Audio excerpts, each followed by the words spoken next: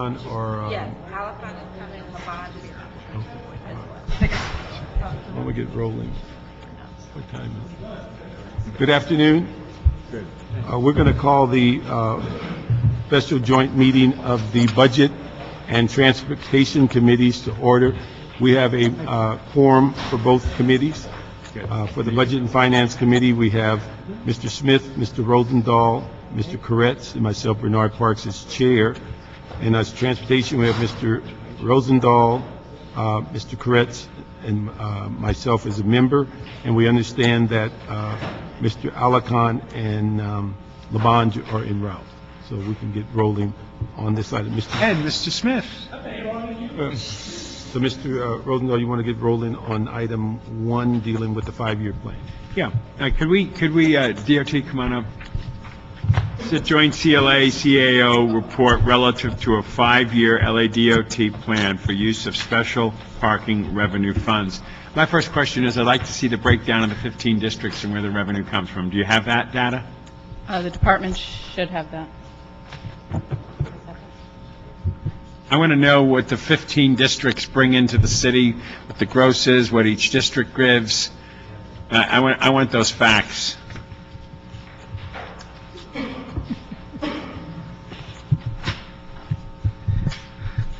Hi, Amir Sadati, Interim General Manager, LA Department of Transportation. And Councilmember, I was supposed to walk in with that report, and it's still in the final stages because I want to make sure once I hand something to this committee, it's accurate. So I apologize, I could not walk in with it today, but that's something we promised to this committee, that we will break it down by parking meter zones, by council districts, and we'll go back. So I apologize, I don't have it for this particular meeting, and I know I talked to your staff that I was going to have it, so it's not quite ready. Well, the only reason I ask, obviously, is it gives me a sense of what we're really dealing with, and I need that before I can, as a policymaker, clearly understand what direction we to go. can I know definitely 2 districts don't have any meters, correct? Which are the 2 that don't? In your district, they don't No, have? two councilmatic districts that have no meters. Council District 12 and Council District 7. Right. And then, of course, for me, more than that, that's important to know, is the amount of meters in which districts and how much revenue streams came in. And then inherent in the first question was, does the 12th district or the 7th warrant meters? And if they did, where and what, whatever. Because my people on the west side constantly ask me those questions over and over and over again, and I got to give them some real answers one of these days. We'll be able to provide an updated list within a week of the exact things you've been asking, by district, number of meters, on-street, off-street, and the revenue for the past few years. So again, I'm sorry I don't have it for this That's meeting. okay. And but I then can the get that. second part on that, of course, is if we can have the maps or by whatever that shows the potential for additional meters, the potential for dealing with that whole issue of meters. The more we know, the more we have a handle on our meter situation. Definitely. Thank you. Please. Maria Roundtree with the CLA's office. As you said, this is a joint report that the CLA and CAO put together in response to DOT's 5-year plan that they presented to the committee back in February. I'll go over it generally, just quickly, and then the CAO can chime in with the details. I did want to point out that we do have a revised Attachment B that's been handed out. You should have a copy of that. And in the recommendation in the report, Recommendation 1 should refer to Attachment B, not Attachment A. So what we did was we took the DOT report, reviewed what they had proposed in terms of the next 5 years, and we identified a few issues that we want to just quickly go over. While I think DOT did a great job of letting us know what they were planning to do over the next 5 years, we had some questions on some of the assumptions that they used in terms of the revenue, and also some of the proposals that they had. The first one being the purchase of 8,000 new single-spaced meters for low-revenue area. We think that's a good idea, but we still need to look at the cost benefits of doing that. The second 2 issues deal with the Express Park pilot program, and again, while we hope we have success with that, we haven't started that. So as opposed to assuming that we're going to include that in various areas, Hollywood being the next one that they're proposing, and the enforcement technology upgrade, we would like to work with DOT and have them report back on some more details related to that. The fourth issue deals with the transfer of the permit parking division into the special parking revenue fund. I think they've talked about that with the transportation committee, but I think we need to deal with some of the policy and cost implications, particularly related to the general fund, before we assume that that's actually going to take place. And the last issue deals with some staffing requests. We need to work with personnel, and the CAO needs to delve into that a little bit more before we assume that actually happens. So what we have in attachment B identifies some revised revenue assumptions, the O&M expenditures, the debt service capital expenditures, and then it gets to the bottom line number, which I think the Budget and Finance Committee was looking at in terms of what we have unprogrammed. So with that, I'll turn over to CAO if they have anything Let me just specific to ask talk a about. question. You know, one of the things when I read the recommendations, and I understand the need for reporting back, but wasn't clear to me is that when, I think the term you use when you say put a hold on it, in effect you remove the money out of the plan, and most of this is future year, and so when you get to that point, if those funds have been moved out, how do we address it if they're reporting back in 30 to 60 days to tell us, which is before the beginning of next fiscal year, how do we justify moving the money out and we're reporting back before they're even within a period of being able to incorporate the money into the plan? Yeah, I mean, it's two different ways of doing it. I think DOT's assumption was we're planning for success, so we're going to keep it in, and ours was more, well, this is an annual process we're going to go through, so we can work on it over the year in terms to get the details needed. So it's But I think when we created the concept of the 5 years, was an idea of creating an approval for the concept of the 5 years, and every year add another year to it.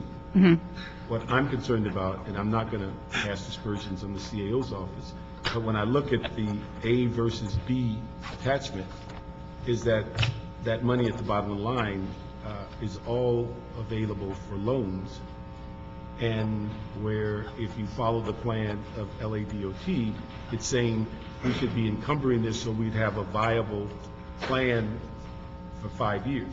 And I think what came, the reason I put that forward was as we sat through 4 years of the P3 discussion, we criticized everybody that had a role in parking lots and parking meters, saying, how did we let the system get to that point? And then we look at each budget and we say, oh, but we took the money, they could have made these systems work. And if we take the money, then we can't criticize them. And so the key is, the 5-year approach was, let's get a 5-year plan. Let's look at what funds are available.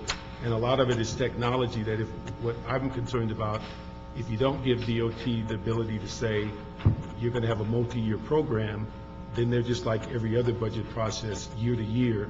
They get started, then they get pulled back. They get started, they get pulled back. And the whole purpose of the 5 years is say, you have some expectation of moving with the flow. Now, some of those things certainly are going to need approval that as they come about. Like, we're not going to approve 8 bodies 3 years from now today, but as it comes about, certainly they'd have to go through the process of personnel and everything else, but at least they are making some adjustments and some plans for it. If we go year to year, we could be sitting 5 years from now saying, well, we never quite got off the dime, and we keep taking the money into the general fund, and parking lots, parking meters are no better off today than they were 5 years ago. And so that's what I was hopeful for as they went forward, and we'd make adjustments each year because, say, if demand pricing doesn't work as we thought, it might get adjusted to where you only use a portion of it as opposed to what they're recommending. My assumption is that when they talk about 8,000 new meters, that none of those meters would be placed without some demand study. So it's not a one-for-one where they'd say, we take out 8,000 low-producing meters and replace them with new technology. Some of their recommendation might be, don't replace this group. Yeah, right. And move this group to where there's never been meters before. So that's the kind of thing that if we put them on a year-to-year, I don't think we ever get them functional as it relates to meters. And plus, Mr. Rosenthal asked in the first question, if we don't follow the plan, how does a individual council office, which is part of this plan, have an expectation that some of that revenue might be coming to them so that they could do some individual things in their district? Because every year, we know what will occur. It will go into the general fund, no matter how large or small the amount of money is. So that's what my concern is when we talk about moving it, that we're basically crippling the very program that we believe should be moving far better. And we saw in P3, we criticized the operation that meet our 8 or 9 parking lots were only functioning at about a 40% clip of what they should be. Well, if we go back and figure out, we know exactly why. We've never given them money for the technology to get beyond where they are. And so that's the kind of thing I think we're going to cripple ourselves. Plus, I think one of the recommendations on 2 that came out of the P3 discussion was that we figure out a way to manage parking lots better if we have to go out to RFP, if we have to go out to a variety of ways to study how these, whatever, was it 100+ facilities that are called parking lots, how do we have them managed better? How do we have them make sure they're maintained? How do we make sure that the gardening is done? And also, if we don't give them the ability to plan over 1 year, all of the suggestions they made on private usage, opening up private usage parking lots to the public, looking for alternatives to parking, those go by the wayside also. So that's what my concern is when we basically say, let's extract the money out. It doesn't give them a 5-year plan. It gives them a 1-year plan and then come back year to year and we'll see if we can address it. Well, in the priorities of our budget, this probably won't elevate to where they're going to get attention year to year. So that's my concern. Okay. Councilmember, if I may, Janice Chang, Office of the CAO.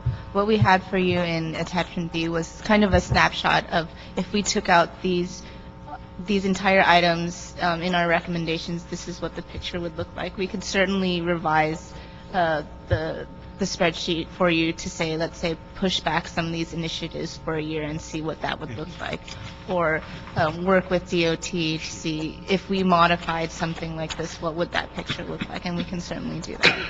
But I think if when you put in your recommendations, they're to report back in, 30 to 60 days, we would hope they'd have answers before we start moving the funds. That's what I want to say. They would come back and say, on the 8,000 meters, we want to do this. It might prompt us to say, well, let's not move that money. Okay. That's the kind of thing I would hope the report back would guide us, as opposed to just saying, put everything on hold, take the money, and then let them study it. And when they come back with a study, if the money's gone, we'll never find money to replace it. So are you hoping for a report back earlier than Well, 60 I think the days? thing, of just looking, I thought your report asked for a 60-day report back. And I think their report said 45 days. That was DOT. Yeah. Amir, does your report say 45 days that you could report back?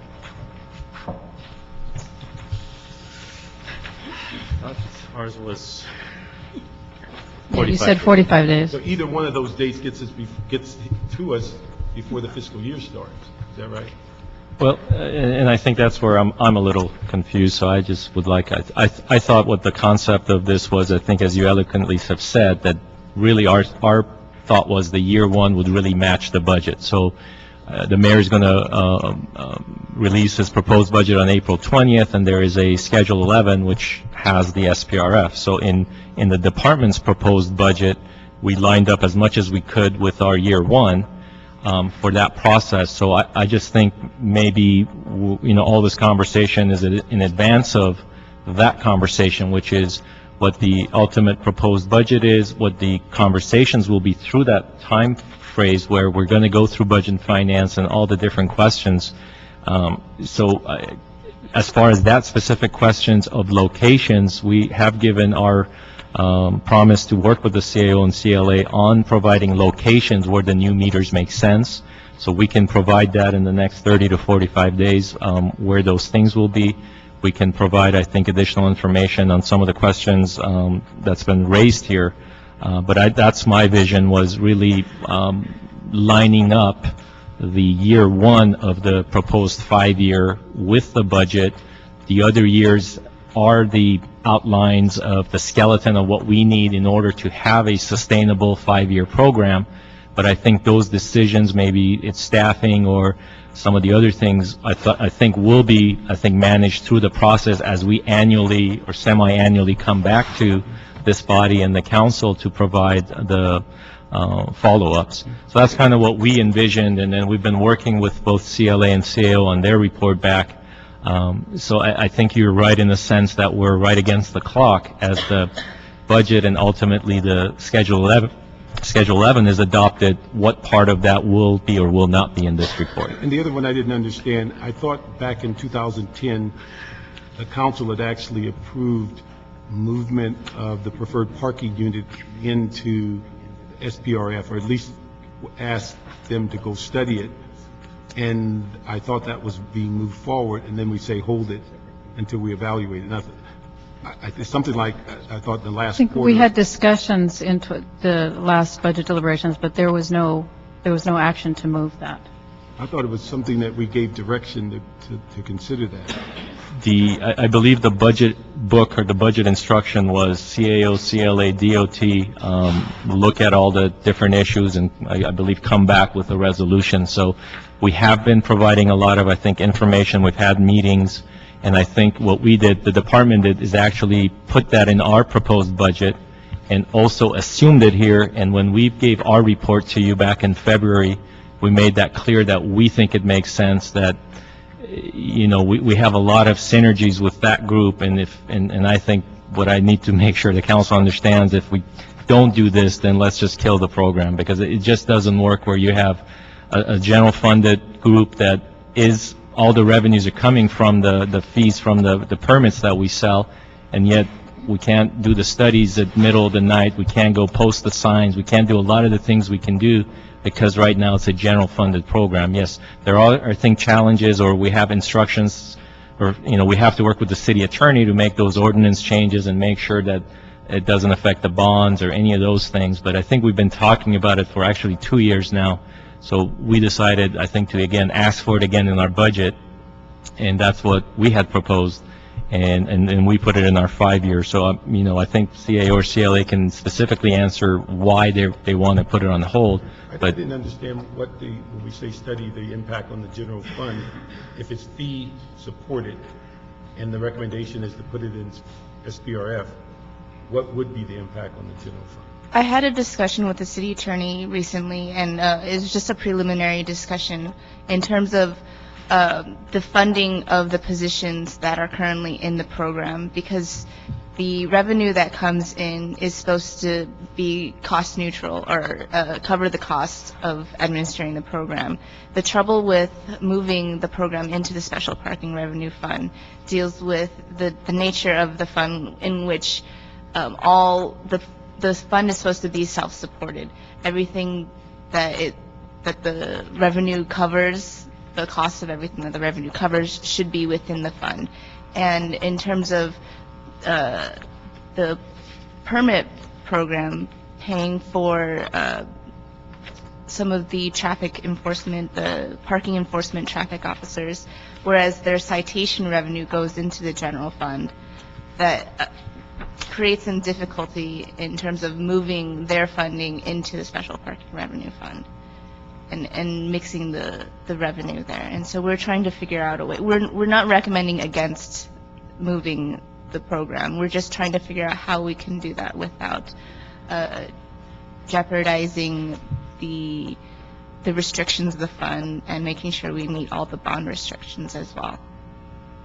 Okay, and because you're concerned that special parking revenue funds would bleed over into funding the preferred parking positions? There are some positions in the permit parking program that can fit into the special parking revenue fund. There's no problem there. However, the revenue generated would also have to go into the special parking revenue fund. The cost that was determined, though, for the permit fees also included covering the cost of some traffic officers, which we cannot cover in the special parking revenue fund. But if it's fee generated and it's cost neutral, do they have the ability to create within the special parking revenue fund the preferential parking fees and use that for the portion of the preferential parking program and allow positions that could be funded by SPRF to be done in that fashion? Can you have two separate funds that identify portions of the project? If I can, excuse me, if I can just jump in. I think, again, there's a way to make it work, and I think we generally agree. It's what DOT assumed in their revenue for the program was the $3 million. We can't assume it's a full $3 million because we would have to backfill the general fund for the traffic officer salary. So it's not a matter of opposing it, it's how we make it work. And this was the first official time you had seen and make a policy decision on whether to do it, and DOT had already assumed you had done that. So that's why we pulled it out. See, I thought we had done it too, because I thought we had done it in either a budget process or some committee directed. You asked us to look at it, but there was no determination that, yes, we are going to do that. So I think, again, we're heading in that direction. We're just not ready to put it in the matrix yet. Let me just ask a couple other things. Is that let me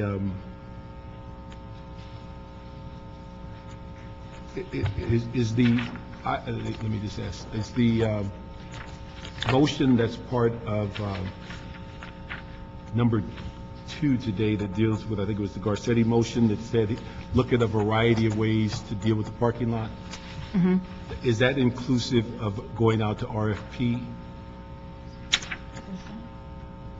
Because he listed about 5 or 6 different things to look at how they should be managed, but I didn't see specifically RFP being a potential. DOT has in their 5-year plan proposal a recommendation to go out to RFP to manage the entire operations of all of their the SPRF administered facilities. So that is DOT's recommendation. It's about 26 currently, because the others, we're manning them with technology, pay stations, we're putting some technology. These are the operated facilities, such as Hollywood and Highland, some of the garages that were included in P3, the Broxton lot, the Venice lots, the Hollywood lots, the Cherokees, the Broxtons, the Studio Cities. These are the total of 26 that, again, for different reasons, and we don't want to discuss them here, but it's just, everything was on hold for almost 2.5 years. So now that the council has said, move forward, I spoke with the CLA and the CAO and said, here's what I have. Looking at some of the information that the consultant did for the P3, taking that as a basis, putting our own emphasis on the automation technology and our expertise, we're going to set out an RFP for those facilities that will have operations, we'll do technology upgrade, and then a separate RFP for the landscape and maintenance, because that's, again, I have more lots that have that, but they're non-operated. So it got too big to do all of that in one RFP. So we're actually 90% done, and that RFP should be released end of April. So I'm clear, you said you're going to have an RFP for 26 lots for technology and the running of those lots. Yes. The remaining 60 or 70 lots that have technology, you're going to have a separate RFP just for the upgrade and the maintenance and For the landscaping and maintenance, and then as far as technology, in our 5-year, we're putting monies to upgrade the single space meters into pay stations, striping them, putting better wayfinding signs so the public can better find them. So all of that, again, is included. As you mentioned, Councilmember, we have over 118 facilities. So we have a bag of operated lots, we have automated lots, we have pay stations, we have single space, we have free lots, and different, and then some of them have landscaping and trees where you need that type of maintenance. Some of the parking structures will be maintained with the management of it. So it's a little bit of a mixed bag, but that's really what we want to do, is bring up the efficiency, invest in technology where we can reduce our labor costs. in all the different things that we haven't done. Better advertising to get more people in them, to get the utilization up, to be more competitive with the private sector. Things like guidance to show you public availability, how many spaces do we have, and tie those things into, for example, in Hollywood, to the big signs that we have. So that's what we're talking about. But the RFP that I'm talking about specifically does the operations and the maintenance, and currently we have a handful of those existing lots that are managed with GSD. Some of them are private operators to begin with. The contracts have been month to month for a year and a half now. And that's where I think we're just going to put that out as a complete package and see what we get. And all of that will come before you as far as our recommendation. We'll go to the Board of Transportation Commissioners, we'll come to Transportation Committee, and ultimately Council in that process. And general services lots are part of the 26? Yes. All right, so then we'll have just, I guess, 2 bags of lots. One that you go out to RFP that will do the upgrade and technology, and then you'll have those that will be mainly for maintenance and Landscaping. Correct.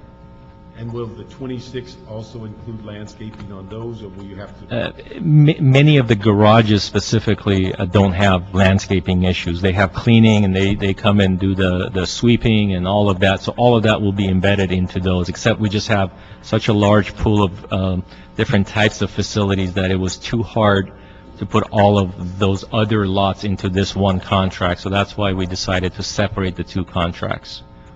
Then let me ask you also the proposal that you had as to changing the alternatives to creating more lots and some of those alternatives. Could you give you some idea what your plan is there? Yeah, so looking at some of the successes we've had with areas where the pay stations were successful, we want to take a lot of the single space into the pay station model. Some lots would require a selling of monthly permits or so we will have, a printing capability where it prints a receipt.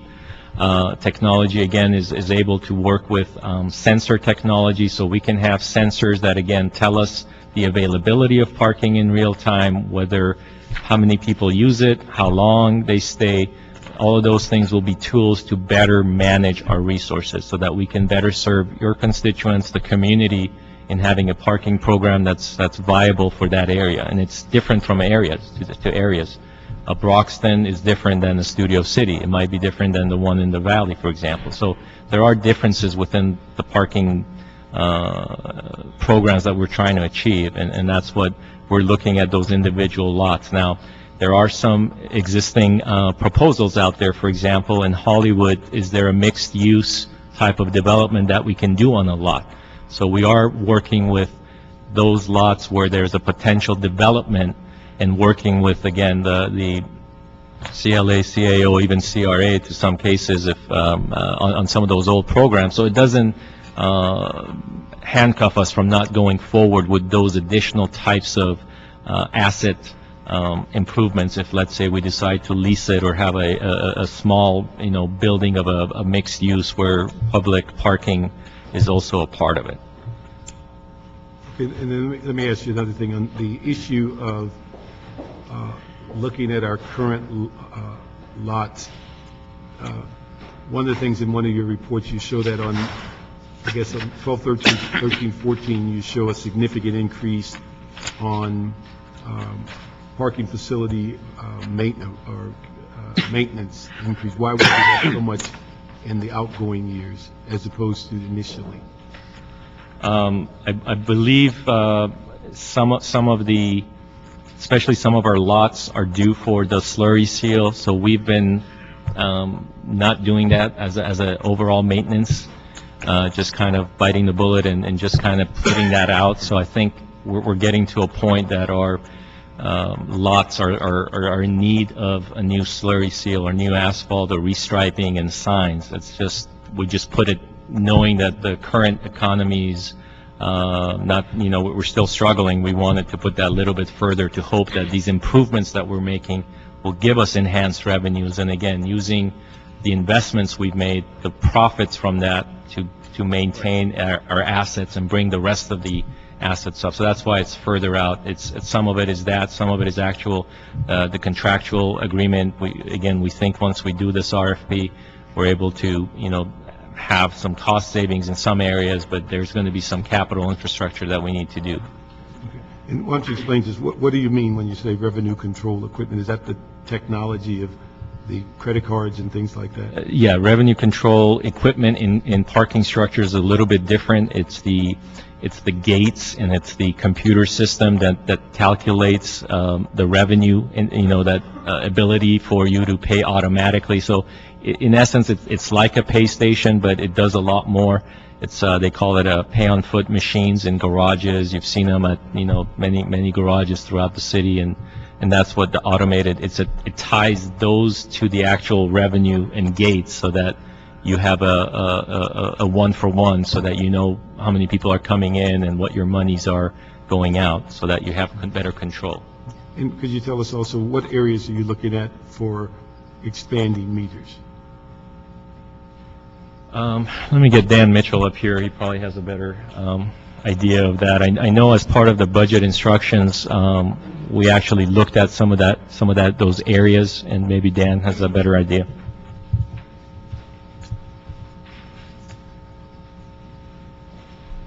Sorry, Councilman, can you repeat the question, please? I just wonder, could you give us an idea, where are some of the areas you're thinking about for expanding meters?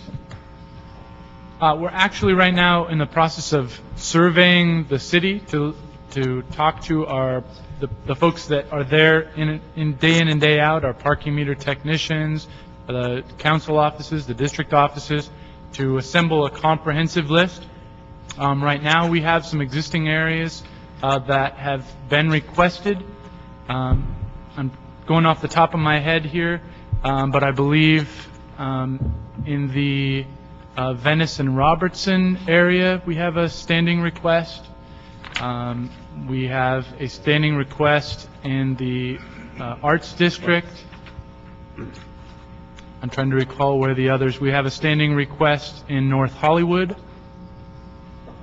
Those come to mind. There are several that we're currently studying, but there are many more that we're assembling a comprehensive list. We had many requests that got backlogged for several years when we didn't have the resources to study them. We're going back and confirming that they're still active requests and that the council offices are still interested in those areas. And could you give us just a little bit of an overview? What's been the dollar increase since we've gone to the smart meters? With the new card and coin meters, with the pay-to-park policy, we've seen an average increase of over 50% in parking meter revenue alone. Is that per meter or by parking Overall. meter? Overall, that's the average increase over all of the parking meter zones where we've installed them. And we're currently in the middle of installing the second 10,000 that the council authorized back in December. So we're about halfway through that process, and the average revenue increase is holding of 50%. Okay. And could you remind us on the pilot that's coming in play downtown, what are you going to do with the new meters that were installed last year? Sure. So we currently have about 3,300 leased meters in the middle of the Express Park project area. That federal grant, part of the federal grant program is to replace all of the equipment in the Express Park area. The leased meters will then be relocated to other, what we're calling medium revenue areas. We've planned for that deployment. So once the new meters come into downtown, they will be redeployed into other areas of the city to improve the service levels there. Okay. And then with the two sets of 10,000 meters that we've leased, how many do we expect on the pilot? So we have an idea of how many new meters will be in the city. Oh, there are about 6,000 spaces in the Express Park area. So that will be 6,000 spaces that will have the latest technology and will be part of that federal program. Because that gives us about 26,000 of our 40,000 meters, something like that. I think it's close to 30,000 when we consider all of the improved areas. The 6,000 in the downtown Express Park area, and with relocating the other leased meters, I think we're close to 30,000 spaces. And that's of the 40 that we have. Of the 40 that we have. pretty good, Bernard, and all that. Let me ask you a few quick ones, okay, first. 2010, 2011, we're coming to an end. How much revenue did we bring in this present year, or do we see ourselves bringing in before the year's out? 2010, 2011. I see the projection for 2011, 12, but I just want to know what we presently see happening. Are you asking about the meters or the special parking revenue fund overall? Overall. Overall, in 10-11, we're looking at about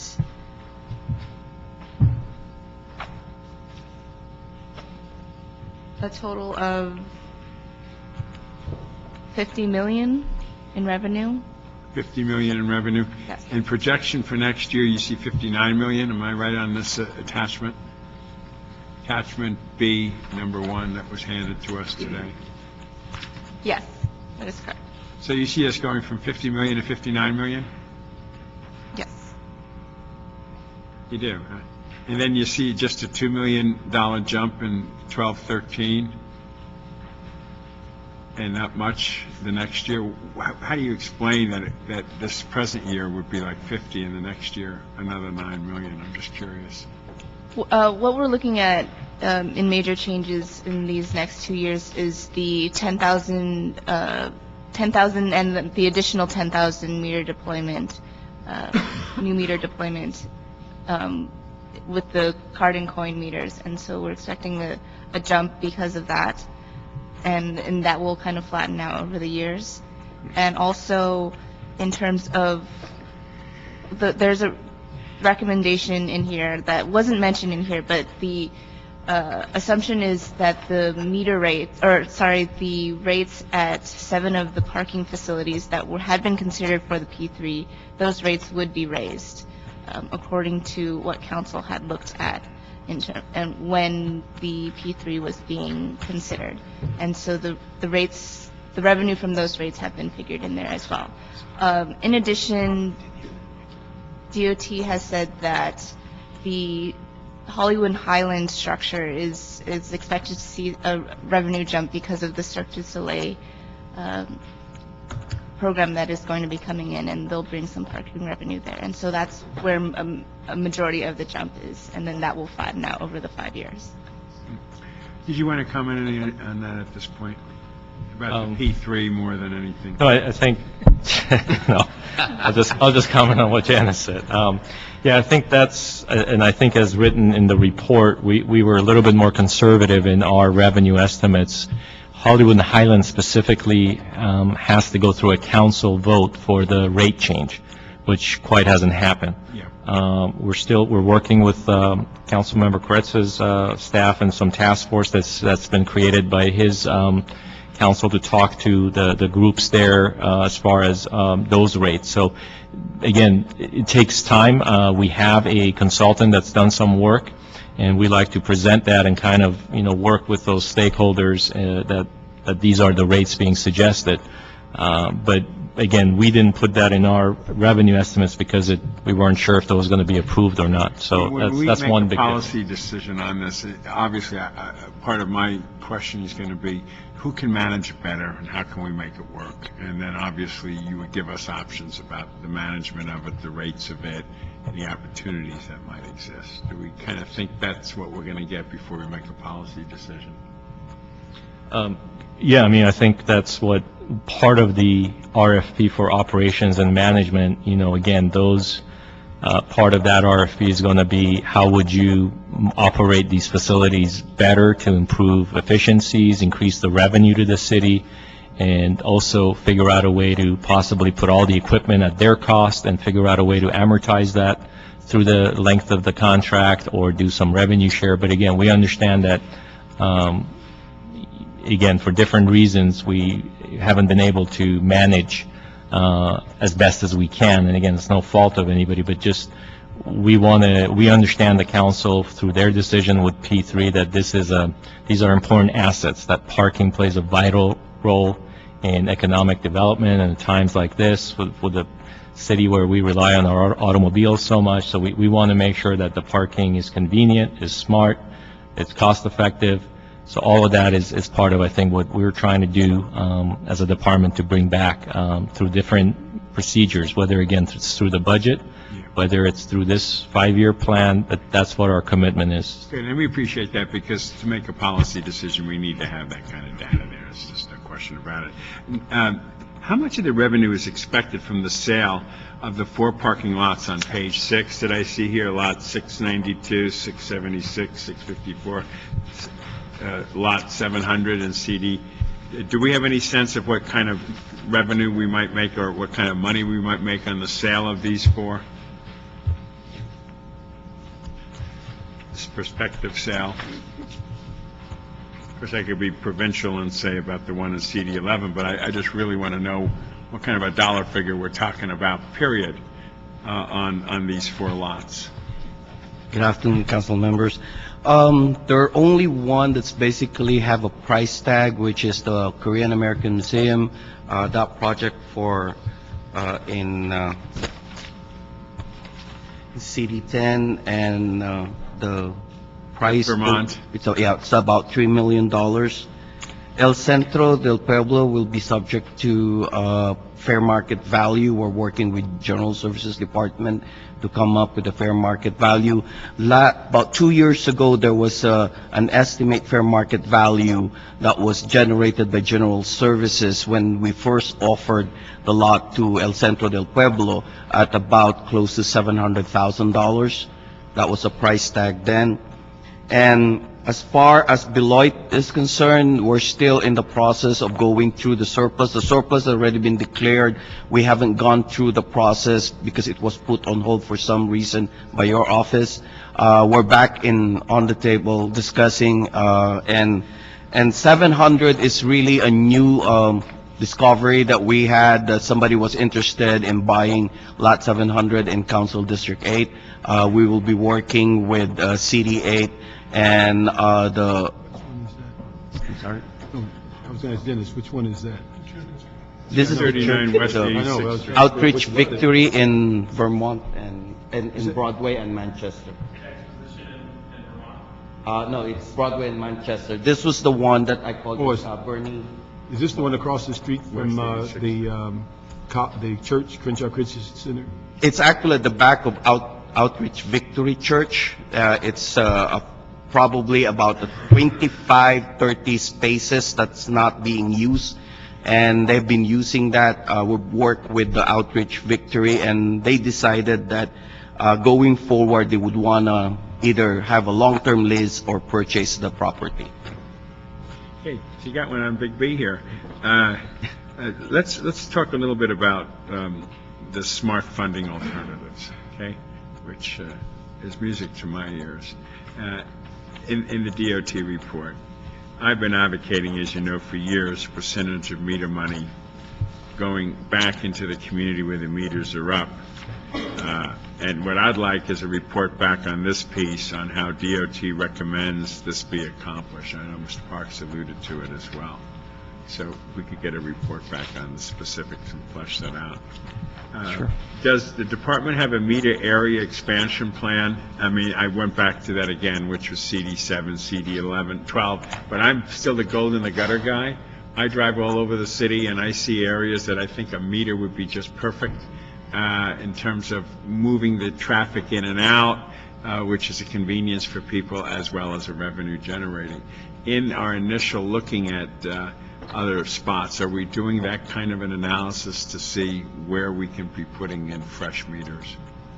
Yes, and I think Dan mentioned that, so as part of that survey, we have approached the stakeholders both in Council District 7 and Council District 12, and I think at a time around Cal State University Northridge, there was some interest, but again, there's a process. We don't just go overnight and install these meters. You have to have the community, the council office, and, you know, there's a process that we go through, again, based on also a demand. So we have, and to be honest, at this point, both Council District 7 and 12, and through their stakeholders have not, again, there isn't any area that's popping up for us to go. So we're continuing to work with other areas where there is demand or there is request, and kind of pushing those through faster and we can always go back to those other council districts. And Councilman, I'll add in the list I was rattling off in my head before, I omitted the west side because on as part of the west side transportation study, we're studying parking as a component of that. So the areas in your district, like the Abbot-Kinney area around LAX, on Century, we're studying for possible parking meter zones as well. That's being done as part of that study. Yeah. With that in mind, you know, like the Abbot-Kinney parking lot, which 105 square parking spots, we've been working on it for years and years and years, and we finally find it pretty well now through the court issues have been resolved. Do we have any idea what these projects cost ahead of time or afterwards? Because, you know, we just don't get a sense of the cost of doing something like that. And this is the particular one I'm asking about is the Abbot-Kinney Irving Tabor parking lots. They've been in the works for years, and so we're just curious what the dollar figure. You're talking about the list that starts with the Highland Park, the bulleted Yes, list? yes. Yeah. I think DOT can respond to those, but it's varying degrees of money that we've already provided. Some may or may not need money until we know if there's a development there or whatever. I don't know if DOT wanted to provide more information. We've actually That particular appropriated. Abbot-Kinney, it says parking improvements, it was 2.9 million was appropriated for the construction and installation of the mobile space station. That's clear enough. Yeah, that's been appropriated, and that, again, takes into effect the striping and the machines and everything that we've talked about, the signage, so we should be good there as far as, again, we've got the hard part of getting the legal, now it's just a matter of building it and finishing that. And what's your sensing of a timetable on that? Sorry. But of course, within that's a political issue for me, which is my constituents, once those meters go up, there's going to be two questions.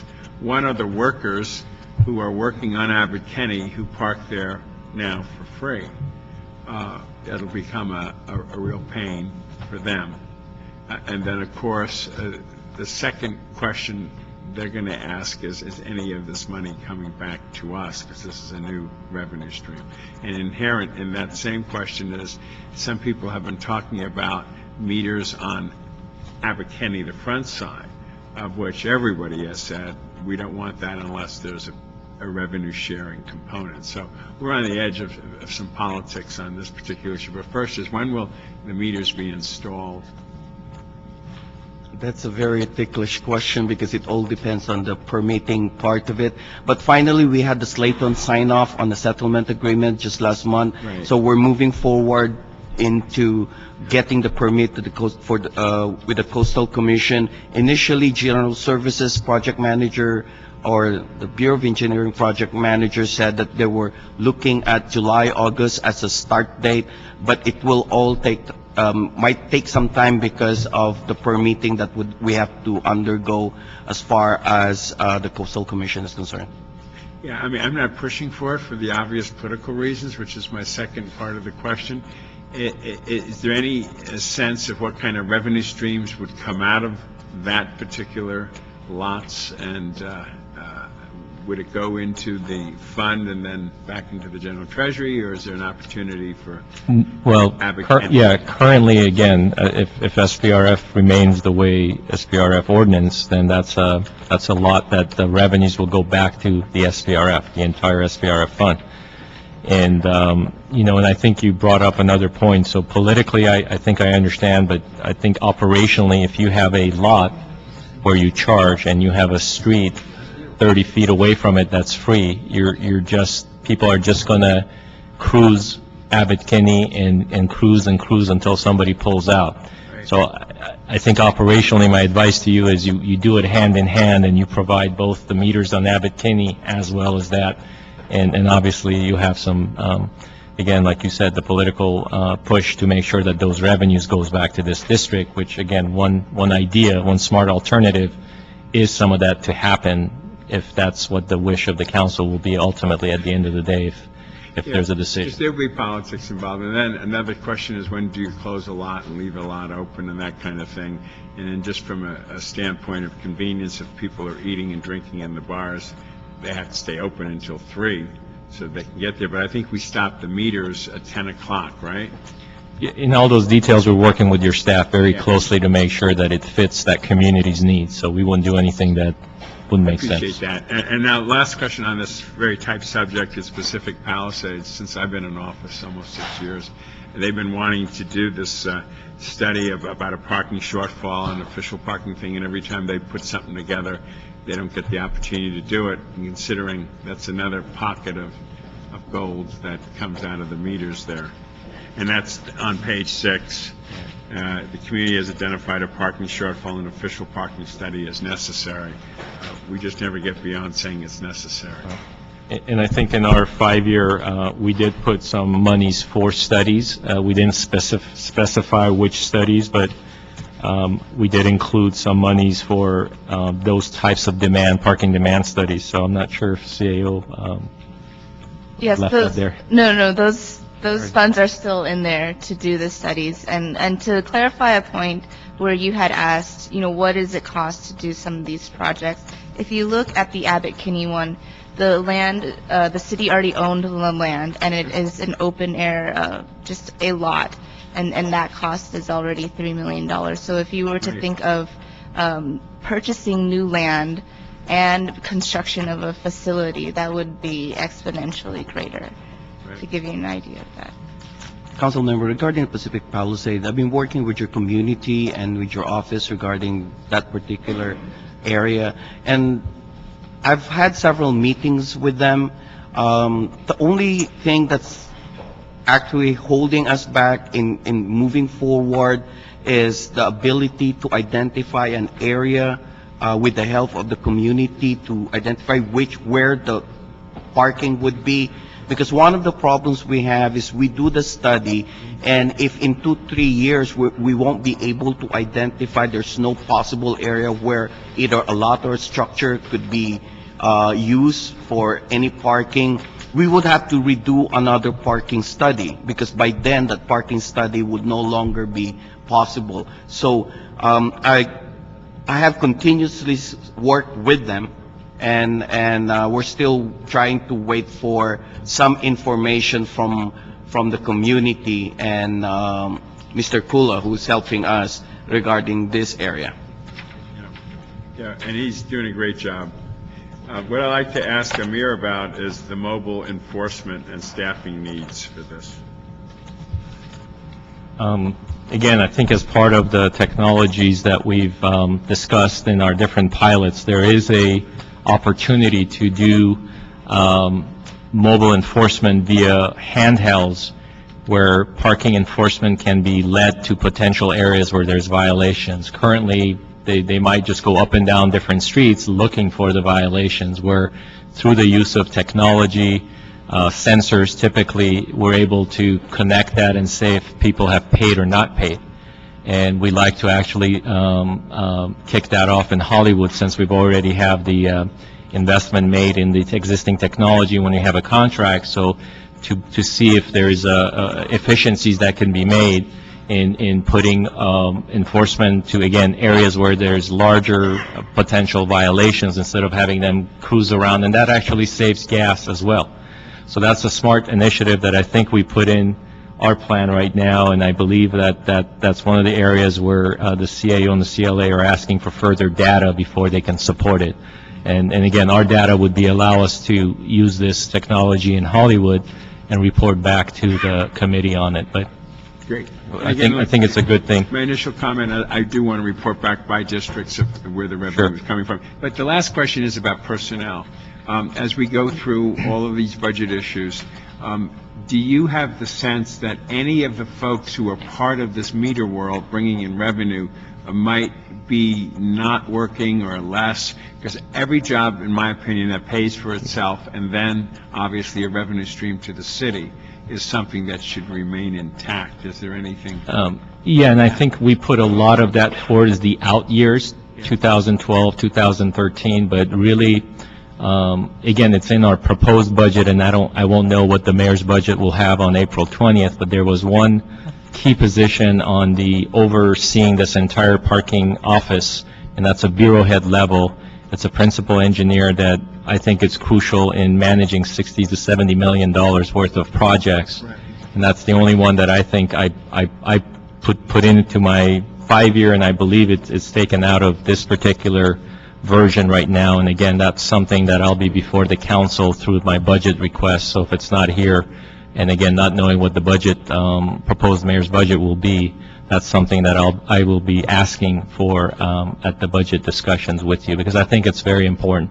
And again, it's special funds paying for it. It's not a general fund. Thank you.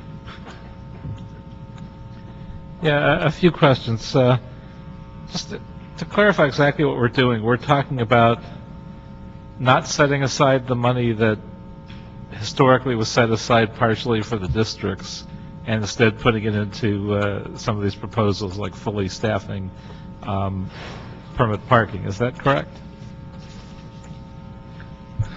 I'm not sure I understand what you mean, that we formally put aside for... Well, my understanding is that in previous years, some of the meter money was set aside for the districts where that money was earned to build parking structures, et cetera. We've never set aside specific money per council district. I think what you're saying is the unprogrammed, we used to call it projects to be designated kind of line item, and yes, Right, it did yeah. go to specific projects and things like that, yes. So we're talking about not doing that for the next 5 years as part of this proposal. No, if you look at the charts, you still have, whether you're using attachment A or B, you still have a line item, total projects unprogrammed. So even if we were to put everything that DOT wants to do in the 5-year plan, you would still have a line item with some money. So there still is some money set aside for that. It's for you to decide what you want to do with it. Right. And in the last couple of years, that money's just been swept into the general fund, correct? But that still would at least be available in theory, even under this proposal. It's not Under either proposal, It's not yes. sweeping all of that money. It is setting aside some. Yes. What's the practicality of us building parking structures in the next 5 years? Are any of those projects going to go forward? Well, and I think that's what we wanted to make sure, that our report brought out the fact that building is expensive. And before we build, and again, there might be some areas of the city that building may make sense, we just put forth some smart alternatives that better manages existing parking supply, can use other TDM types of modes, such as car sharing or bicycle sharing, other types of pedestrian improvements, again, to better utilize existing parking before we build more parking. So that's what we wanted to, technically, that's what has been done in the 80s and 90s. That's what we did. The SPRF was mainly used as go out, use those revenues to build more. And I just think we're at a point that, again, some areas we have good supply. We just have to better utilize it, better use it, better manage it. But we're not saying no to building. There's just a cost, and we're just giving you as policymakers, those types of decisions would be up to you as we go through a study and see whether you want to build or you want to do smarter alternatives or just have the money go to the general fund. I mean, those are all, I think, policy decisions that you guys have to make. Councilmember Kretz, to give you a picture of your question where you asked, will it be possible to build any structures? The latest two structures that we have that are currently under construction, the cost to construct was roughly around $20 million, and that was without having to purchase the land. So if you look at the estimated unprogrammed dollars in each of these years, you might be able to build one structure with all of these unprogrammed dollars in the 5 years. And so that's the cost of purchasing land and building a structure. And so I guess what we're trying to say with the CAO, the CLA, and DOT is saying that the method of just trying to build structures is unsustainable. And so we're looking at ways to benefit the city in terms of increasing parking supply or dealing with the transit problem in other ways other than building new parking structures. And the unprogrammed amounts here and DOT's recommendation for smart parking alternatives is hopefully a step towards that, to looking at ways we can help the city without building new structures. Well, there's at least one in my district. I know it's been historically one that DOT hasn't been in favor of, but perhaps under our current financial situation, we might take another look, which is the use of angled parking in Westwood. I know in previous years, before I was on the council, I believe this was discussed and even given some preliminary study of how by changing to angled parking between 70 and 100 spaces could be achieved with obviously very low cost. I think the hesitancy was that it could slow down traffic flow, but frankly in Westwood Village, you really have no reason to want to increase traffic flow. In fact, you probably would want to slow it down a little bit. So it would be a win-win in every way, because that area is underparked by hundreds of spaces. During most of the day, every one of those spaces would be filled almost constantly at a very significant level of revenue. And if you built a structure, as you said, it would cost millions of dollars. But if you just had to do a little engineering and restriping and putting in the extra meters, that would be a great revenue gift, and it would be a huge boost for an area that has been dramatically struggling, partly because of a lack of parking. Even when the area had its best days economically, the better it would do, the more parking was a problem. So I don't know if you can get that into your budget somehow as part of this process, but there's little doubt we would bring out more revenue than whatever the cost was to do the project in a very short period of time. There's also another area which Mr. Rosendahl may or may not be aware of. It may have even been taken care of because I haven't been there over a year, but I mentioned it in the last budget process. There's a little area just outside the airport. I don't even know if you've noticed this. It's north of the Century Boulevard hotels, between a series of parking lots and the hotels themselves, from airport heading west. There's, I would guess, just from eyeballing it, somewhere between 50 and 100 spaces, and there are no meters. And there doesn't seem to be a reason for it. The spaces are always filled. It's whoever happens to randomly pick one up and park there for the day.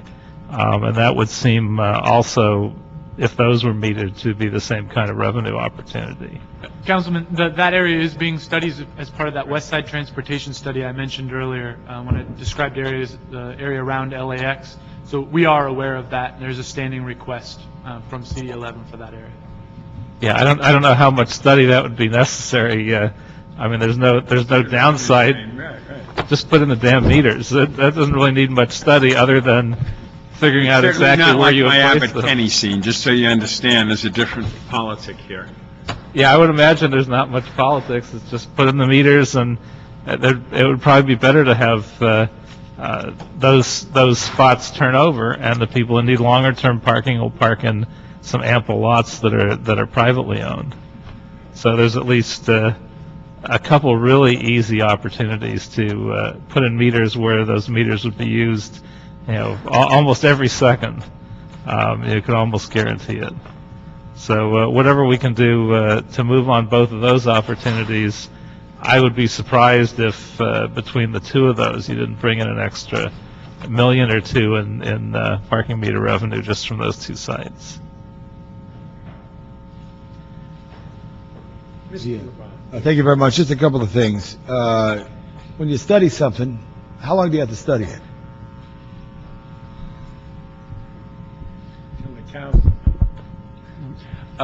When we study an area, we need to consider the actual demands through the different periods of the day, including Saturdays and the weekends. As far as the amount of time it takes to study, that may only take a matter of weeks, but it takes staff resources to do that. I got it.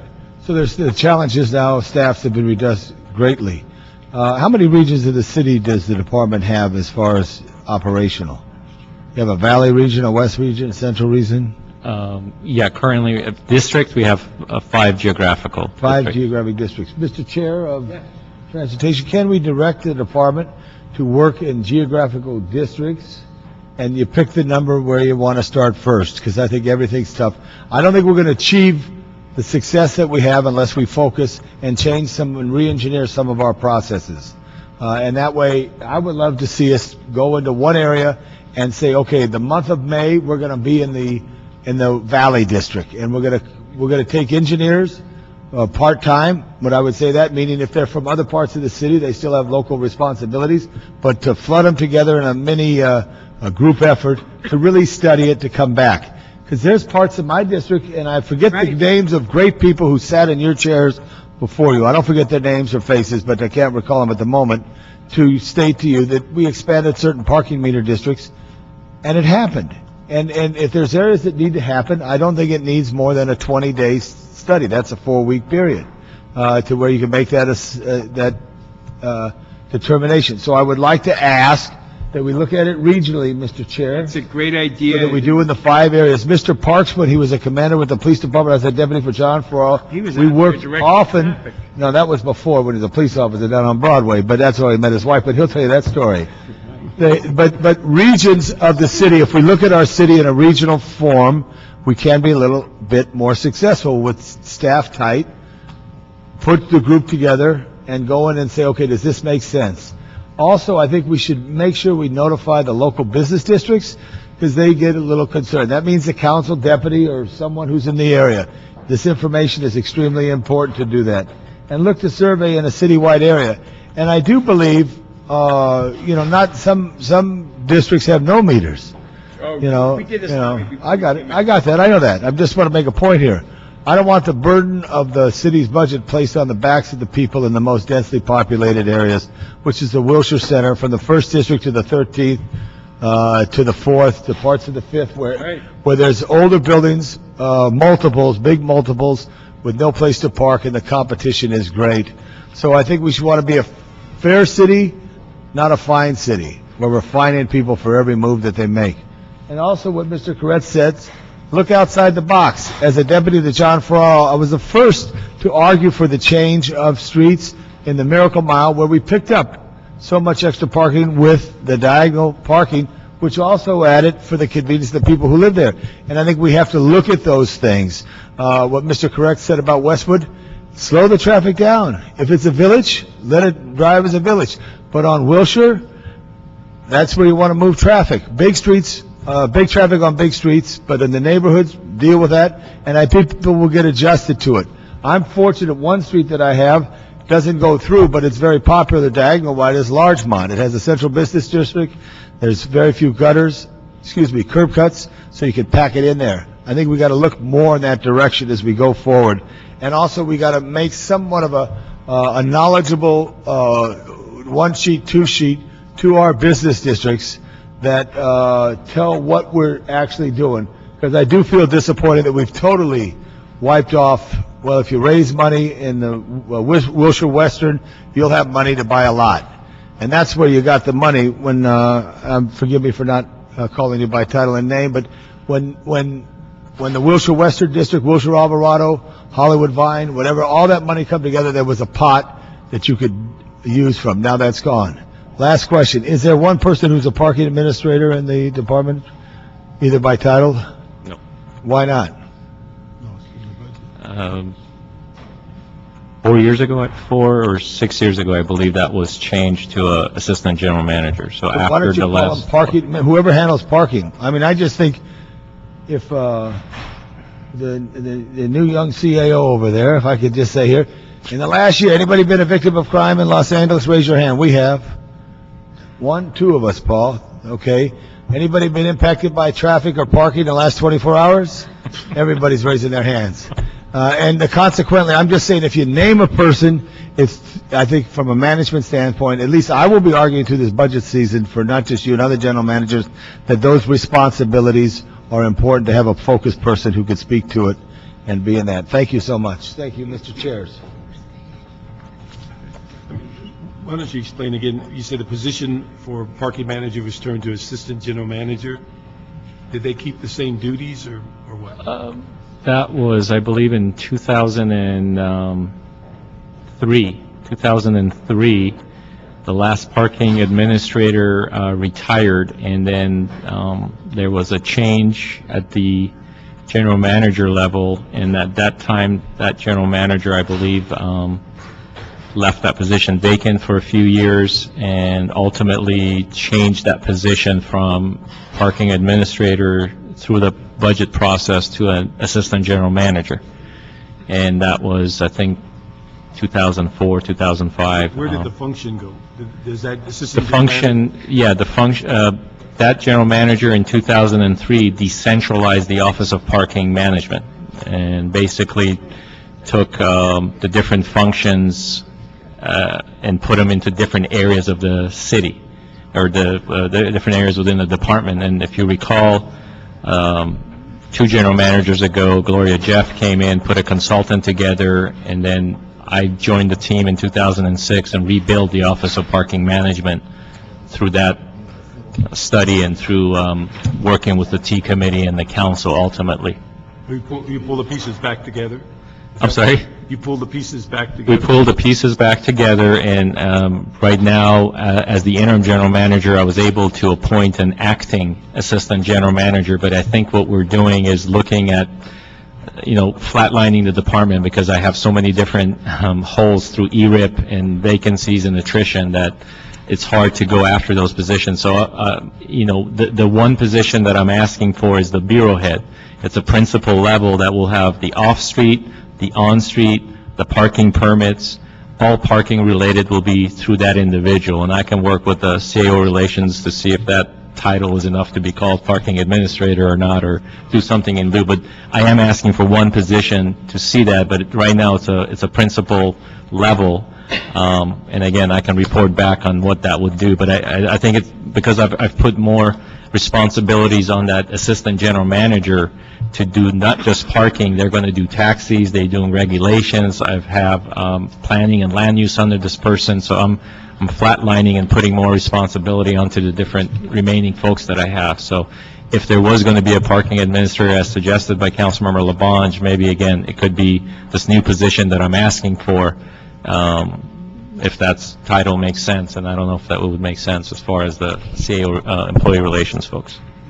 Mr. Roosevelt, let me ask you, did you say that you had a concern about the getting the individual district dollars before you can go forward? see that. Before you go forward on this?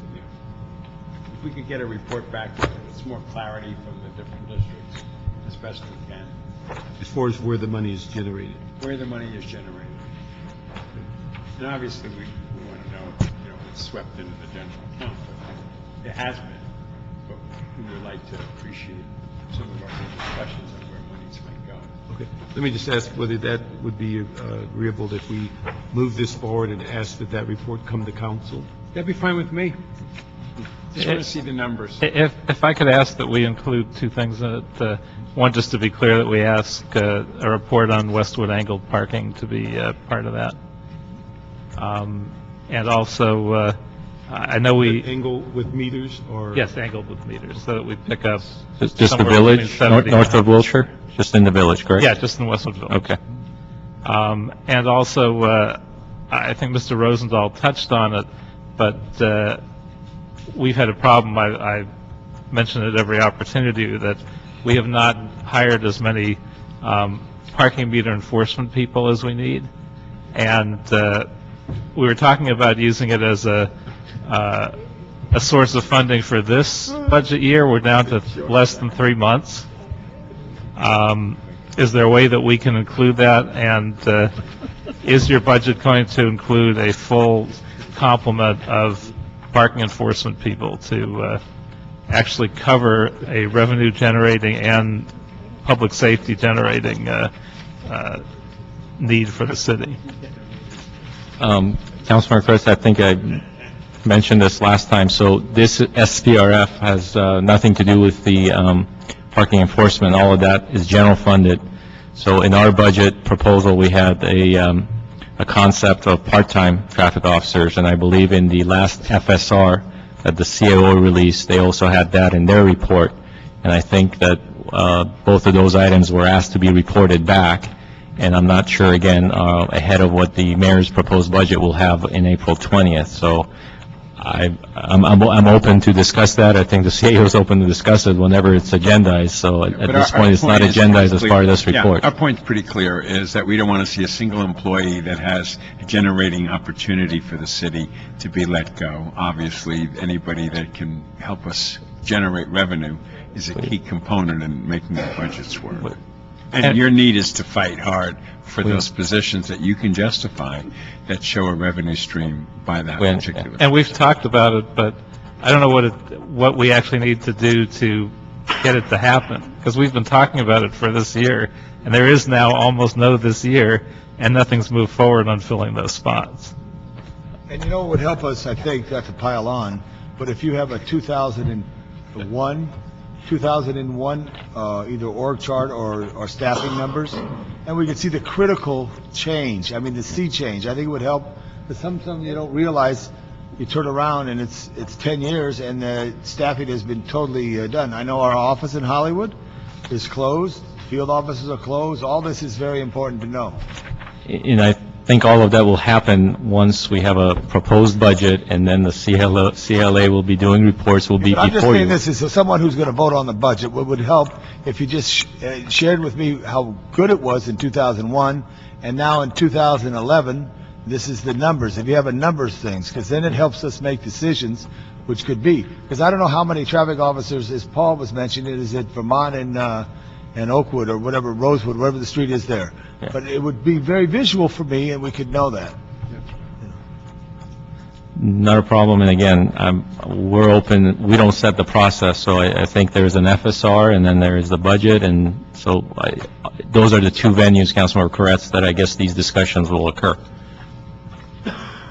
So what you're saying is it's basically too late for this year, and we'd start in the following year, the upcoming budget. At this point, I think, again, we didn't have a plan, we didn't have the budget in our salaries account to go and hire 50 traffic officers.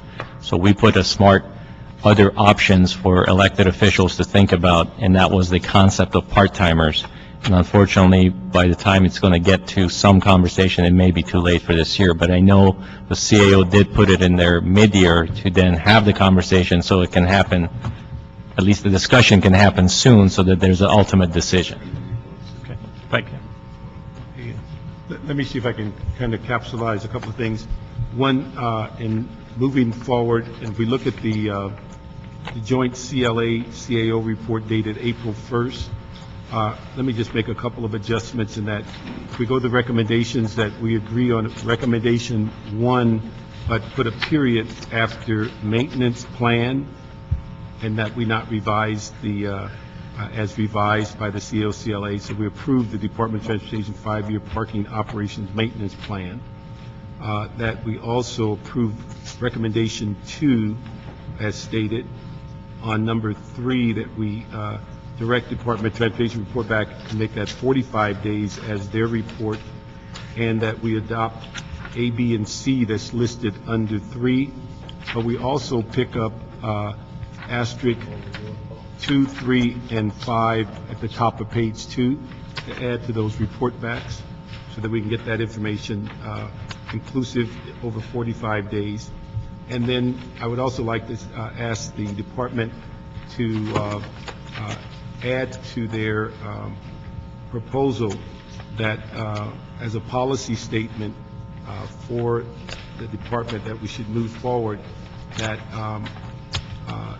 as a city, we should move, basically manage and create sustainable parking and revenue generation from existing stock prior to adding new parking or meter stock. So we should make sure that what's available now is sustainable and functioning at the highest level before we move forward on new stock, either meters or parking. Also, that as part of that policy, that all new off-street parking and on-street parking proposals shall be accompanied with an objective demand study prior to seeking funding, so that we have these studies done for these types of parking requests as part of the package of funding, as opposed to just funding them as part of a project or just funding them. One of the things came clear on P3, we're talking about getting rid of a parking lot 3 blocks away from building a parking lot. And so I think we need to have some demand studies made on these projects as part of the overall parking strategy for the city before we seek funding. So we're going to add those. Mr. Chair, I'm not sure if I understood you correctly. I think one section of what you just said is exactly opposite of what I've been asking for and Mr. Rosenthal's been asking for. What is that now? Which is that before we add new parking meters, that we have to have everything running optimally. Well, what I'm saying is that they are already part of their proposal is to study parking meters and the expansion of parking meters. They're not just replacing them one for one. Right. So all I'm saying is that as a policy, we should have that in place, that when you're dealing with parking meters or structures, there should be a demand study before you just go out and install. So it's basically capsulizing what they said in their report. In new areas. In new areas. I'm not sure if I'm totally following that, but for instance, in the Westwood area, you could waste a lot of money on a demand study, or you could just recognize that we all know we're about 700 spaces underparked and just do it. But I think Westwood is already already has parking. You're talking about adapting it and putting diagonal So parking. are you talking about areas like CD12 where there aren't Where they're not. meters? Before you start building a parking lot or going to new areas, we're saying let's put a demand study together and not just place it. Yeah, that I think does make sense. That does. But we're not talking about altering existing areas. Okay? So we can add that as part of the policy That's and move fine. forward on those recommendations. And with that, we'd be adopting the LADOT report of February the 4th and 7th. So just one clarification. In our report, Councilmember, we are, again, going through that RFP, large RFP that I discussed. So I just want to make sure that, again, we can move ahead because that's scheduled ahead of that 45 days. We want to release that by the end of April. That's why we're adopting Okay. February 4th and 7th reports. Thank you. Okay. All right. Any questions on that? Okay, so we move that to council, and also we'd ask, when it comes to council, the report that Mr. Rosendahl asked for to identify revenue by districts is also accompanying that. Okay? What about my thing about doing work by districts? What's that now? Doing work by districts, you got that? That's a friendly Okay, amendment? we could ask DOT to look at the issue of regional planning or, Improvement, so you get it done. You know, We're in the same concept here, Councilmember. I agree with So- you, say no more. Yeah, we're okay. next item.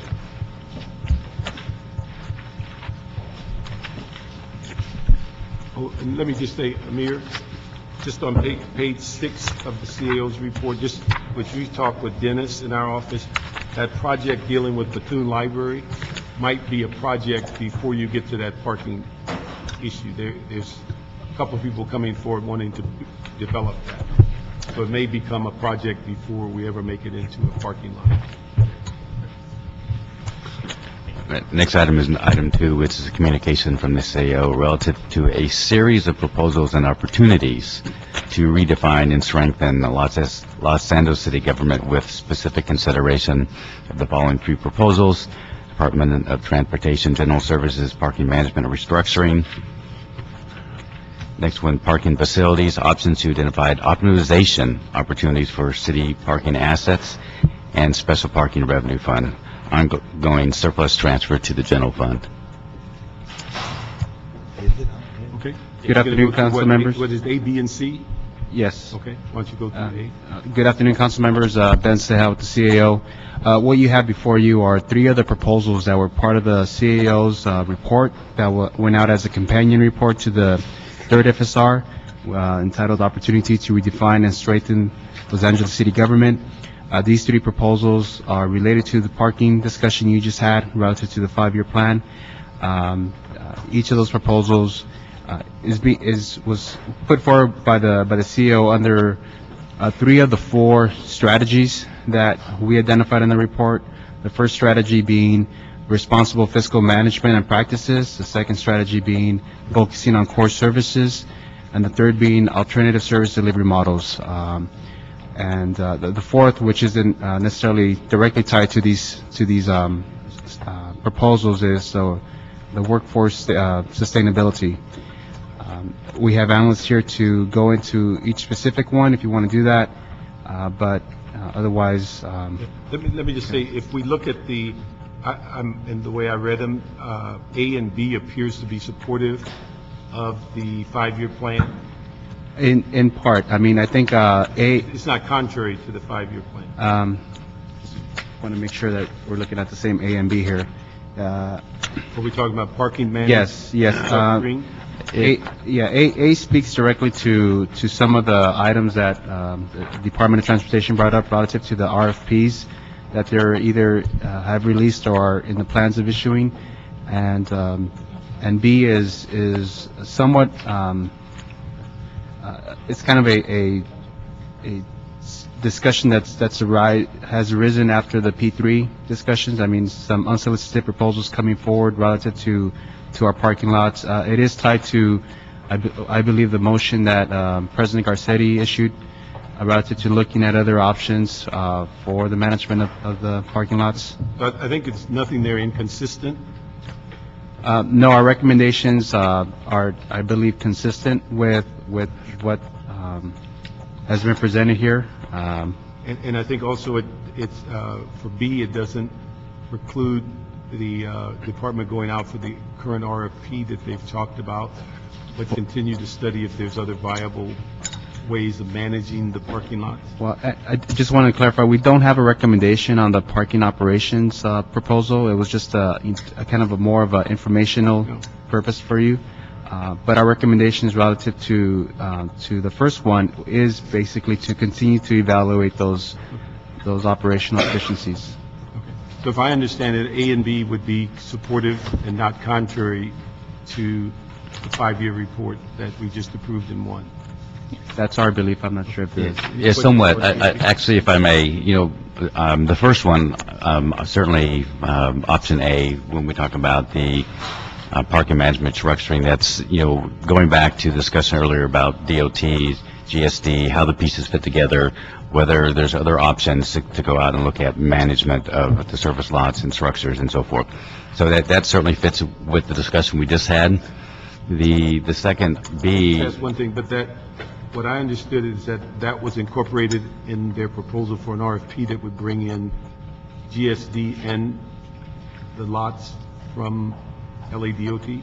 Councilmember Parks, Janice Chang, Office of the CAO. To clarify, this GSD DOT report is separate. What DOT was referring to in terms of having GSD's lots being brought into their RFP is the lots funded through the Special Parking Revenue Fund, but currently operated by GSD. This separate white paper discusses the GSD managed lots, and those are the Civic Center, City Hall East parking, and other lots such as El Pueblo, and those are not included in the SPRF, and so that's I separate. didn't understand that. So these are separate, so this is a third set of lots? Yes. Yes. Okay, now, in the proposal, Ray, is what, to look for another management system on this third set? But this third set is basically looking at all of our inventory, both managed by DOT and GSD, and find out whether or not we want to actually put it under one house. There's various components. DOT, they have a contract to produce some of theirs. We have GSD actually running some of our lots. What we're trying to put on the table is here, if you take all the lots that we have, does it need to be housed, for example, under DOT with some sort of management structure? Okay, but then I missed something totally. If the lots that we're talking about for RFP are including some of the GSD lots, is that correct? They're all SPRF lots, Okay. Owned by SPRF, and therefore DOT has overall responsibility for them. That's what's included in that RFP, and that's why it's in the SPRF 5-year plan. So 2A is dealing with GSD lots that they're managing, that they own and they're managing, which are separate. Yes. Yes, they're How many separate. lots is that? Yes, sir.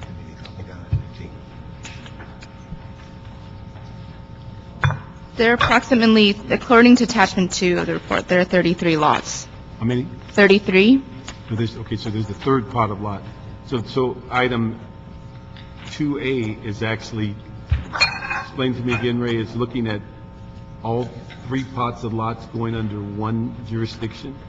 Looking at all of them, yes. But does that eliminate the ability of LADOT going out to RFP on the SPRF lots while this study is going on the larger pot of lots? It may. Because I think if you go to the second page, and we're talking about lot operation at El Pueblo, you have lot operations at the library, maybe a couple rec and parks facilities. Really what we're trying to look at, we have lots all over the place that's been managed by a couple separate departments. Do we need to view them all as one? And what are the options? And I think, Councilmember Parks, the difference is the color of money here. So you got SPRF, which is, again, as part of that ordinance, and then you have these 33, like the library and other third pot is general fund, typically general fund. But the key is that if you're talking about where they may be located, I'm trying to figure out how that impairs your ability to go out to RFP on the SPRF lots and still study whether these 33 lots should come under LADOT's jurisdiction or stay under general services. I think from our point of view is we need to move forward, so that's why we're moving forward. And again, ultimately, we'll be before you sometime for recommendations of contracts. So I think as they look at that, contracts can easily be changed over. It's not a matter of we have rights to cancel them if that's, terminate them. But I think we need to take care of those 26 lots because they bring a large chunk of money in right now, and we don't want to do that. Those 26 lots, one and the same of the lots they're referencing? No, those 26, out of those 26, roughly 13 of them are currently managed by GST. We have a MOU with them for them to manage LADOT properties. I think A here, the other 33 lots are, I think one of them Rec and Parks owns, but GSD manages that for them. That's the Pershing Square. There's other lots, city lots, that are employee parking, the City Hall Mall, for example. That's all part of this separate look that the CAO is suggesting to look. Is item 2A are dealing with lots run by general services that are not part of the 26 that you're talking about going out to RFP. Is that accurate? Not necessarily. Not necessarily. Okay, let me know then. I'm trying to find out if there's a clear definitive package of lots. If we're talking about lots, as they said, LADOT runs and they have technology, that's one group. There are 26 they're talking about Yes. going out to RFP. Yes, these are in our. And now they're talking about a group of lots that general services Yes, run. ours is bigger. Yes. They all distinguish Yes, those as are in three our separate RFP. groups, or is there an overlap? You have a little bit of. The 33 that I quoted earlier, sorry, I need to correct that. If you subtract out the DOT lots that are part of the RFP, it would be about 20 GSD operated lots. Okay. I And get, sir, to sort of clarify, in our revised paper that we handed out, there's attachment 2, and it has a list of what we wanted to include. And I believe, correct me if I'm wrong, Amir, that basically the section here at DOT is part of your RFP, but we're talking about GSD and El Pueblo.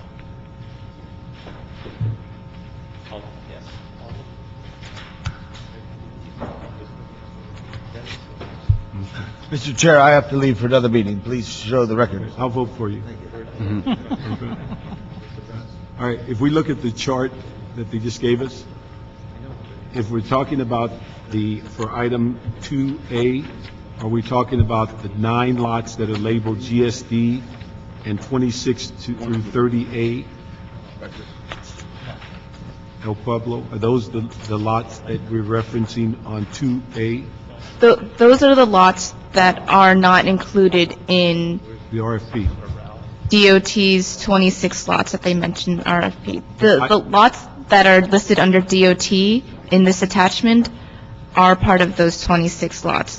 What we're trying to look at in this white paper here is an overall citywide view of all the parking facilities. And the confusion that you're having here is part of what we're trying to rectify, is whether one entity, one department should be managing all of these lots, because there are different pots all around the city. And that's what we're trying to look at here. No, I understand that, but I'm trying to find out whether we can move forward on their recommendations without complicating what you're recommending on 2A. And are we talking about an overlap? There definitely is overlap in the recommendations from DOT versus the white paper. Is there a possibility of talking about the 26 lots that are part of the RFP, if we went forward on those and studied the remaining, after that 26 is moved, the remaining lots that are under GSD's control as a separate study with no overlap? We could do that, but the purpose of what we have here is looking at the citywide overall, so we won't have to be looking at separate pots. And the discussion could be focused more on how is GSD going to improve their lot operations, whereas DOT has laid out this 5-year plan on how they will improve their lots. We could separate it and say, let's look at GSDs. I mean, if we hold all 100-plus lots up, waiting for this study, when will we get some information as to an overall strategy? I don't have an answer for you on that, but That's what my concern is. So if we have a group that's technology that's already under GSD, under LADOT, and we have 26 going out on an RFP, without any overlap, the remaining number, which is what, 20-some? 20. 20, can be studied as part of 2A. We could do that. All right, can we do that? With no confusion? All right. And then when you get finished with this study, you will have the lot they're dealing with the RFP and the lots they have under technology, and we have some clarity as far as those two groupings. And we'd have the study for GSD lots as a standalone study. We could do that. The idea is, once we have, if we were to move in that direction, would be to look at overall, again, the citywide picture. But you'd have two sets already pretty well done. Then you could incorporate what you studied on the remaining 20, and then overview what they've done on the 26 and the technology, the lots that are run by technology. And then further down the line, look at everything. Yes, we could do that. So if we're clear on that, on item 2A, if we can look at the lots that were remaining, that's no overlap, that's going out on the RFP, will be studied as part of 2A. And then down the line, 2A can encompass the larger study after the RFP and inclusive of all of the lots once you finish the study on what's remaining. Okay? Now we go to 2B. 2B? 2B. Or not. Sarai Bago with the CAO's office. 2B is a summary of options that are available for looking at our parking assets. It's kind of following up on the discussion we've had earlier. Since the council took action to terminate the P3 process, our office has received a few unsolicited offers, so included in this list is a discussion about those. If there's an interest in specific details regarding those offers, then we would recommend we go into closed session for that. Speak a little louder. I didn't hear part of what you said. Sorry. 2B. Since the council took action to terminate the P3 process, our office has received a few unsolicited offers regarding the parking assets. I've outlined here just a few options that are still available. But if you're interested in additional details regarding the options, then I would recommend that we go into closed session. Okay, but this is that motion by Mr. Garcetti that said look at a variety of ways to manage our lots. This is the first take at looking at options, yes. Okay. If there's an interest in exploring anything further, then we can report back on that. Why don't we on 2B ask for a report back on all of the options that are listed, plus what we've approved for the RFP that is going out, and the lots that are run by technology, and the study. So that would be incorporated in all the things that we've just approved today, along with all these suggestions. If I may, I think perhaps we would like to get a little bit more clarity and some direction. So the motion asks us to report back on several options, and so what's listed here is the concession agreement as came before you a couple of months ago. There's options where, someone wants to just outright buy one or more lots. There's the leaseback model, securitizing some of the revenue stream. There's a management contract, which is sort of part of the piece that DOT is talking about. So there's some other structures where we have received some unsolicited, some offers, so to speak. What we need is get some clarity and some direction from you as far as what you want us to present. I mean, we can come back and we can talk about each of the different options, but truly, is that what you want? I mean, the motion called for it. Do you want us to come back and basically schedule a closed session item and talk about each of the different options and what we have received? As far as specifically to the lots themselves? Yes. One of the things, at least from my perspective, it would appear that maybe a two-step process, that we get some clarity as to these 6 or 7, information on these 6 or 7, what they mean as information, and then if we have specific requests per a lot, that could be a closed session item to talk about what it means for that particular project. But I wouldn't, on some of this stuff, lease back and all, I don't know if I know I don't have a clear understanding of what those things mean and what is it the benefit of the city. So until we get clarity of these options, I don't know whether we can really discuss a particular project and say we should go forward on it or not. So I think we need some clarity as to what these actually mean as far as the benefit to the city. All right, we'll have to get back to you fairly quickly then, because these are sort of what has been outlined. And we just have some general statements here, but if you need more detail as far as actually what a leaseback mean. That term securitized for 3 or 4 years, I don't know, I've not seen one document that explains what it is. So until we get an understanding of what these options are and then come back and say, this is an option for this lot versus that lot, I think it's just conversation. Mm-hmm. Okay, well, Get that. like I said, we're going to have to get back to Then we you can fairly figure out what quickly. lots they're referring to. We'll, Then we can go in yes. close, once you explain it to us, we can go in closed session as to the individual lots. Okay. So we had Just a report- point of clarification, are you asking about a report back on the unsolicited offers that we received, or just generally what these What would be the particular benefit of the options city are? if we went into any one of these operations, and then you could bring to us what specific property is someone offering to do this, so we'd have some clarity as to Lot A. If somebody's making a recommendation for a concession, what does that mean to us? Okay. That's what I would think we'd need. Otherwise, we can listen to what you tell us about the property, but not knowing how it benefits the city and how these other options might be available. I don't know if we get a full picture of what their recommendations are. I think part of the problem is that we can provide explanations, but to a certain extent, we would have to discuss the details of the offers that we've received, and so That's what I think we go in closed they're- session. right. You're talking about an individual property, but I would think you need to clarify what these options are to understand what the closed session might produce.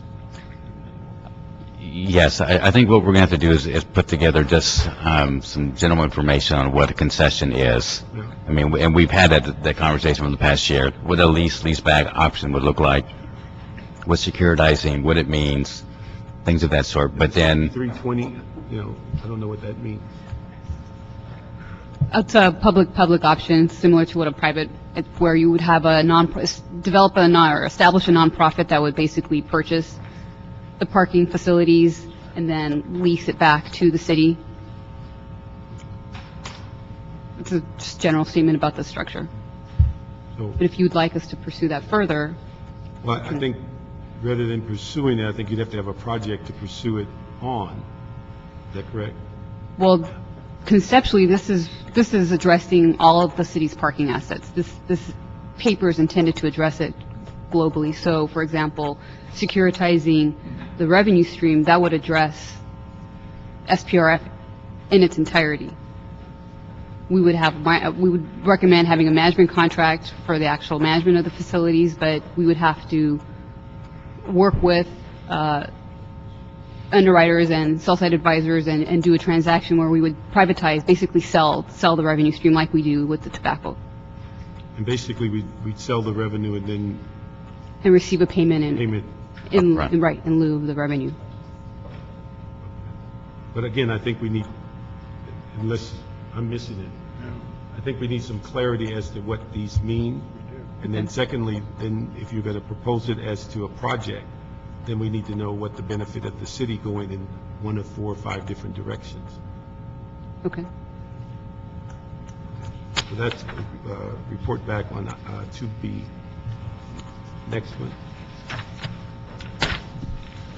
The third proposal is relative to the SPRF, which is actually somewhat counter to some of the proposals made on the SPRF 5-year plan. As stated in this proposal, the intent of this recommendation is to provide greater flexibility to the general fund in these times of general fund distress. It's intended to move money from the surplus funds from the SPRF to the general fund without the requirements of having those funds repaid to the SPRF. So in essence, it's somewhat of a dividend payment to the general fund from the SPRF. Well, This is one of our favorites. yeah, the whole purpose of the 5-year plan was to have a stable revenue source for parking meters and parking lots. If we take this, if we implement this, we're back to what we did, moving $119 million into the general fund and not having parking lots and parking meters.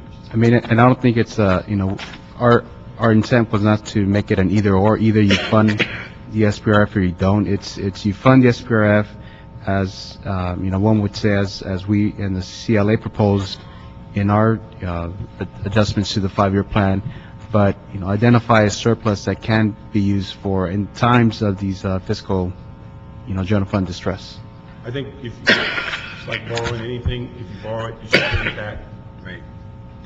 Otherwise, we can't implement special parking revenue. So that's my thought. No, I disagree with that. Well, Councilmember, if I can, I'm sorry, I asked you. I think as we move forward, certainly as we discuss the mayor's, proposed budget on come April 20th, I think we would all argue or agree that we need to make sure we basically provide and invest in our parking assets. Certainly, Let's leave this here. I'll take that as a win for today. Let's leave this here. And the thing is, what I think you can keep working on is maybe some language that says if we go to an emergency where we have to get into our 2.75, if we get into that area and declare an emergency, that may be a consideration. Also, there may be a consideration expanding it, repayment more than 2 years, but just wipe it out, I don't support that. So we can keep working on some language and just leave it here. So we'll leave 2C here with those kinds of verbal directions. Okay. Anything else? I'll second that. Anything else on today's agenda? We have 3. What's item 3? No. I think that's it. Is that it? Yes, that is it. Okay, 3 is tonight. Tonight. Okay, very good. All right, so we have no other questions, no cards, we're adjourned.